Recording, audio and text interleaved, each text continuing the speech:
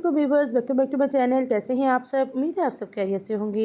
मैं हूं नीलम हसन और आज मैं आपके लिए लेकर आई हूं कटलेट्स की एक बहुत ही ज़बरदस्त सी डिफरेंट सी और यूनिक सी रेसिपी। आज हम बनाने जा रहे हैं रशियन कटलेट्स, जो कि ऊपर से बहुत ज़्यादा क्रिस्पी और अंदर से क्रीमी और मज़ेदार होते हैं। ये बहुत ज़्यादा क्रिस्पी होते हैं, ऊपर से जितने क्रिस्पी अंदर से उतने ही ये नरम मुलायम और मुँह में घुलने वाले होते हैं। अगर आप रोज़मर्रा के समोसे पकौड़े खा के बोर हो चुके हैं तो ये रेसिपी आपके लिए। अपनी दावतों पे बनाएं, पार्टी से बनाएं या फिर इफ्तार पार्टी पे बनाएं या फिर रमज़ान के लिए बनाकर इनको महफूज भी कर सकते हैं। बहुत ही बजट फ्रेंडली से थोड़े से चिकन के साथ ढेर सारे कटलेट्स जो है हमारे बनकर तैयार हो जाते हैं और ये लंबे अरसे के लिए स्टोर भी किए जा सकते हैं। अगर आप भी चाहते हैं कि आपके कटलेट्स जो है ऐसे ही बनकर तैयार हो तो रेसिपी को अंत तक जरूर फॉलो कीजिएगा। आइए इस मज़ेदार सी रेसिपी को बनाना स्टार्ट करते हैं।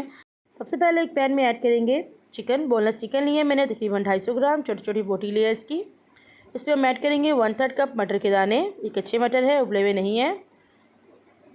गाजर ऐड करेंगे इसमें 1/3 कप बारीक कटिंग की हुई, और 1/3 कप इसमें ऐड करेंगे शिमला मिर्च। इसमें हम ऐड करेंगे 1.5 कप पानी, क्योंकि हमें इन चीज़ों को गलाना भी है और हमें चिकन स्टॉक भी चाहिए। 1.5 कप पानी इसके अंदर ऐड करेंगे और कुछ स्पाइसेस ऐड करने के बाद हम इनको अच्छा सा बॉयल दिलाएंगे, इतना कि जितने में हमारी वेजिटेबल जो है उनका कलर भी ख़राब ना हो और चिकन जो है हमारा वो भी गल जाए। इसमें हम ऐड करेंगे 1/2 टीस्पून ब्लैक पेपर और 1/2 टीस्पून इसमें नमक ऐड करेंगे। ये सब चीज़ों को अच्छे से मिक्स करेंगे और इसको पहले हाई फ्लेम पे और उसके बाद मीडियम फ्लेम पे हम पका लेंगे तकरीबन 3 से 4 मिनट के लिए।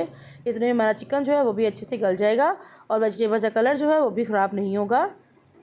हम इसको एज इट इज़ ऐसे ही पकाएंगे, ढककर नहीं पकाएंगे। अक्सर औक़ात ढक के पकाने से हमारी वेजिटेबल जो है वो ज़्यादा गल जाती है, उनका कलर जो है वो चेंज हो जाता है। इस तरह से इसको पका लेंगे। 3 से 4 मिनट में ही हमारा चिकन जो है बहुत ही अच्छे से गल जाएगा, क्योंकि ये बोनलेस है और इसकी बोटी भी छोटी है तो बहुत जल्दी ये गल जाता है। अब चिकन को इससे अलहदा कर लेंगे और बाकी को छान के स्टॉक अलहदा कर लेंगे और वेजिटेबल्स को अलहदा कर लेंगे, क्योंकि चिकन को हमें श्रेड करना है। अब एक प्लेट में इसे ठंडा करके अगर हाथों से श्रेड करना चाहें तो आप हाथों से कर सकते हैं, और अगर आप चाहें तो आप इसको किसी और मैशर की मदद से भी कर सकते हैं, लेकिन उस टाइम सूरत में आपको गरम गरम ही इसको मैश करना होगा। इस तरह से इसके बारीक बारीक रेशे कर लेंगे। अब चलते हैं एक मज़ेदार सी सॉस बनाते हैं। इसके लिए तकरीबन 3 टेबलस्पून भर के मैंने लिया है बटर का। इसको मेल्ट कर लेंगे। जब बटर अच्छे से मेल्ट हो जाएगा फिर इसके अंदर हम ऐड करेंगे मैदा। मैदा मैंने लिया है तकरीबन 2 टेबलस्पून।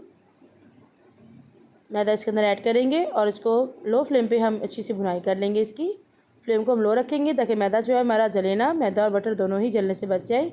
लो फ्लेम पे हम इनको भुनेंगे। इसको हम इतना भुनेंगे जितने कि हल्की हल्की सी भीनी भीनी खुशबू ना आने लगे। जब खुशबू आने लगेगी इसका मतलब है कि हमारा मैदा जो है वो अच्छे से रोस्ट हो गया है। इस तरह से अच्छी तरह से इसको मिक्स करेंगे ताकि वो गुठली वाला ना बने, और जब खुशबू आने लगेगी तो फिर हम इसमें ऐड करेंगे यखनी, जो हमने स्टॉक निकाल के रखा हुआ था वो इसके अंदर हम ऐड कर देंगे। फ्लेम को हम लो ही रखेंगे। स्टॉक ऐड करने के फ़ौरन बाद हम इसको तेज़ी से चम्मच चलाते रहेंगे ताकि इसमें कोई गुठली वाला ना बने। जिस तरह से हम वाइट सॉस बनाते हैं सेम उसी प्रोसीजर के ज़रिए हम ये सॉस बनाएंगे, लेकिन हमें इसकी थिकनेस जो है वो वाइट सॉस से थोड़ी सी गहरी रखनी है। तो ज़्यादा देर के लिए पकाएंगे तो इसकी सॉस की थिकनेस है वो ज़्यादा गहरी हो जाएगी। देखिए इसकी थिकनेस जो है काफ़ी हद तक गहरी हो चुकी है। अब इस चूल्हे को बंद कर देंगे और इसको उतार के एक साइड पे रख देंगे ताकि ये ठंडी हो जाए, क्योंकि ठंडी होने के बाद मज़ीद जो हमारी सॉस है वो गहरी हो जाएगी। अब एक बाउल लेंगे, इसमें हम ऐड करेंगे बॉयल किया हुआ श्रेड किया हुआ चिकन, और जो वेजिटेबल्स हमने स्ट्रेन करके रखी थी वो भी ऐड कर देंगे इसके अंदर। इसमें हम ऐड करेंगे 2 अदद छोटे साइज़ के आलू लिए थे जिन्हें अच्छे से बॉयल करके मैश कर लिया है। इसके किसी किस्म का कोई भी लम्स नहीं होना चाहिए, कोई गुठली वाला नहीं होनी चाहिए। मोज़रेला और चेडर चीज़ मिक्स थी मेरे पास, वो ऐड किया इसके अंदर मैंने आधा कप। हरी मिर्ची ऐड किया है इसमें तकरीबन 2 से 3 अदद बारीक कटी हुई। 3 खाने के चम्मच बारीक कटा हुआ हरा धनिया ऐड किया इसके अंदर। और जो सॉस है वो हमारी गहरी हो चुकी है, ठंडी हो चुकी है। ये देखिए कितनी ज़बरदस्त हो गई है ये। अब ये इसके अंदर ऐड कर देंगे। अब इसमें ऐड करेंगे काली मिर्चों का पाउडर 1 चाय का चम्मच, नमक 1 चाय का चम्मच, और कुटी हुई लाल मिर्चें 1 चाय का चम्मच। मिर्चें जो है अपनी मर्ज़ी और पसंद के मुताबिक अब कम या ज़्यादा भी कर सकते हैं, लेकिन ऐड करने के वक्त इस बात का ख्याल रखेंगे कि हमने जब वेजिटेबल्स पकाई थी तो उस टाइम पे भी हम नमक और मिर्च ऐड किया था। ऐसे नमक और मिर्च जो है वो उस हिसाब से ही हम इसके अंदर ऐड करेंगे। इनको अच्छी तरह से मिक्स कर लेंगे। इतना मिक्स करेंगे जब तक कि अच्छे से कंबाइन ना हो जाए, ये यकजान ना हो जाए। जी बैटर हमारा बिल्कुल रेडी हो चुका है। अब इसे कटलेट्स बना लेंगे। थोड़ा सा मटेरियल लेंगे, इसको अच्छी तरह से इस तरह से कंबाइन करेंगे हाथों पे। इस तरह से, और फिर इसको दूसरे हाथ पे रख के इसको प्रेस करेंगे। और ये बेसिकली ये जो है थोड़े से ओवल शेप में होते हैं, इसलिए इनको हम इसी तरह की शेप देंगे। लेकिन अगर आप इसकी शेप चेंज करना चाहें, आप इसको गोल देना चाहें, चौकोर देना चाहें, तो अपनी मर्ज़ी पसंद के मुताबिक आप चेंज भी कर सकते हैं। लेकिन रशियन कटलेट्स जो होते हैं वो इसी तरह की शेप के होते हैं। इस तरह से सारे हम बना लेंगे। इस टाइम पे इस बात का ख्याल रखेंगे कि अगर आप ये कटलेट्स जो है वो गर्मियों में बना रही हो तो सॉस जो है अगर आपकी मेल्ट हो जाए तो आप हाथों पे ऑयल लगा के तो आप इजीली इनको बना सकते हैं। और अब इनको 10 मिनट के लिए फ्रीज़र में रख देंगे ताकि अच्छे से स्टेबल हो जाएं। और फिर हम चलते हैं अपने नेक्स्ट प्रोसेस की तरफ।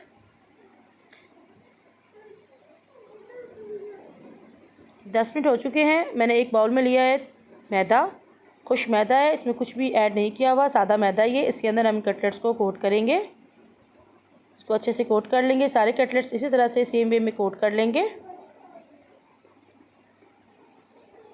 आप देख रहे होंगे कि जो हमारे कटलेट्स है वो काफ़ी स्टेबल हो चुके हैं, सारे के सारे हो चुके हैं। अब चलते हैं अपने नेक्स्ट स्टेप की तरफ। अब एक बाउल में लिया मैंने 1 कप मैदा, इसमें हम ऐड करेंगे 1/4 teaspoon black pepper powder, 1/4 teaspoon इसमें ऐड करेंगे नमक। फिर इनको मिक्स करेंगे और फिर 1 कप पानी लेके इसके अंदर ऐड करेंगे। एक अच्छी सी स्लरी बना लेंगे, रनी सी स्लरी बनाएंगे, बहुत ज़्यादा ना थिक हो ना बहुत ज़्यादा पतली हो। मैं कंसिस्टेंसी आपको दिखाती हूँ इसकी, इस तरह की होनी चाहिए। अब इस कोटिंग के लिए हम इस्तेमाल कर रहे हैं सेवइयाँ, जो बारीक वाली सेवइयाँ, इसका पैकेट मिलता है बाज़ार से, ये 2 पैकेट है। उनको अच्छी तरह से हम दोनों हाथों से अच्छी तरह से क्रश कर लेंगे। सेवइयों की कोटिंग जो है बहुत ही क्रिस्पी होती है। इसको अच्छी तरह से मिक्स कर लेंगे। अब जो कोट किया हुआ कटलेट्स है उसको उठाएंगे, उसको हम जो हमारा लिक्विड बैटर है उसमें डिप करेंगे और उसको अच्छी तरह से चाट के फिर इसको सेवइयों वाले मिक्सचर में ऐड कर देंगे। इसके ऊपर भी डालेंगे सेवइयाँ, साइड को चेंज करेंगे और हल्का हल्का से हाथों से प्रेस करते जाएंगे ताकि सेवइयाँ जो है इसके साथ लग जाए। कॉर्नर्स पर भी अच्छे से लगाएंगे, इस तरह से रोल करेंगे इसको। ये देखिए बहुत बेहतरीन सी इसकी कोटिंग हो चुकी है। ये देखिए हर तरफ से कोट हो चुका है। इस तरह से बाकी जो है वो हम कोट कर लेंगे। सारे कटलेट्स जो हमारे कोट हो चुके हैं और यही पॉइंट है कि जिस पे आप अगर आप चाहें तो आप इनको फ्रीज़ कर सकते हैं। आप इनको जिपलॉक बैग में डालकर या किसी डब्बे में डालकर आप इनको 15 से 20 दिन के लिए इजीली आप इनको स्टोर कर सकते हैं। कुछ मैं फ्राई करने लगी हूँ, बाकी को मैंने स्टोर कर दिया था। फ्राई पैन में पहले ऑयल गर्म होने के लिए रखा हुआ था और मीडियम फ्लेम पे हम इनको फ्राई करेंगे। ना तो हम इनको बहुत ज़्यादा लो फ्लेम पे फ्राई करेंगे, ना ही हाई फ्लेम पर, क्योंकि अगर हम लो फ्लेम पे इनको फ्राई करेंगे तो ये हमारी कटलेट्स जो है वो खुल जाएंगे, नरम हो जाएंगे और जो है वो ख़राब हो जाएंगे। इसलिए हम इनको मीडियम फ्लेम पर ही फ्राई करेंगे। जब अच्छे से कलर आ जाएगा तो फिर हम इनको उतार लेंगे। ये एक तरफ से फर्म हो चुके हैं, मैं इनकी साइड चेंज कर रही हूँ। बहुत ही बेहतरीन से कटलेट्स हमारे फ्राई हो चुके हैं। अब इनको निकाल लेंगे, एक एक करके इनको स्टैंड पर रखेंगे ताकि कोई एक्स्ट्रा ऑयल वगैरह हो तो वो इसमें से निकल जाए। और इसी तरह से बाकी जो है वो भी फ्राई कर लेंगे। जितनी आपको ज़रूरत हो आप फ्राई करें, बाकी आप इसको फ्रीज़ कर सकते हैं। अपनी पार्टीज़ में बनाएं, अपनी दावतों में बनाएं, या फिर जैसे कि आगे रमज़ान आ रहे हैं उसके लिए बनाकर फ्रीज़ करके रख लें। बहुत ज़बरदस्त आइडियल सी और यूनिक सी रेसिपी है, बच्चों के लंच बॉक्स के लिए बहुत ही आइडियल है। मैं आपको उसकी आवाज़ भी सुनाती हूँ, ये सुने की आवाज़ कितने क्रिस्पी बनकर तैयार हुए हैं। ये ऊपर जितने क्रिस्पी है अंदर से उतना ही इनका टेक्सचर जो है ज़बरदस्त है। मैं आपको तोड़ कर भी दिखाऊंगी। इस तरह की मज़े मज़े की रेसिपीज़ के लिए मेरे चैनल को ज़रूर विजिट कीजिएगा।